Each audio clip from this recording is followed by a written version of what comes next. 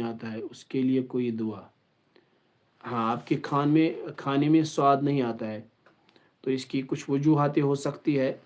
وجہ نمبر ایک ہے جو پکانے والا ہے، تو پہلے دیکھنا ہے کہ پکانے والا واقعی اس کو پکانا آتا ہے کہ نہیں۔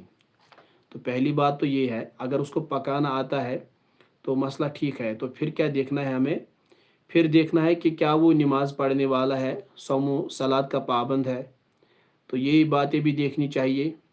اور اس کے بعد اگر یہ سارا کا سارا ٹھیک ہے نا، تو پھر دیکھنا چاہیے پھر سحر کا بھی یہ ہوتا ہے، تو اس کے حوالے سے آپ کو سورۃ البقرہ گھر میں زیادہ سے زیادہ پڑھنا چاہیے، معوذتین پڑھنا چاہیے، اور اس کے علاوہ جو صبح شام کے اذکار ہے وہ صبح شام کے اذکار پڑھنے چاہیے۔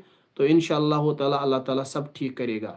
اللہ تعالیٰ سے دعا کرتے ہیں کہ وہ آپ کے کھانے میں برکت عطا فرمائے، اور آپ کا جو کھانا ہے آپ کے کھانے میں لذت عطا فرمائے۔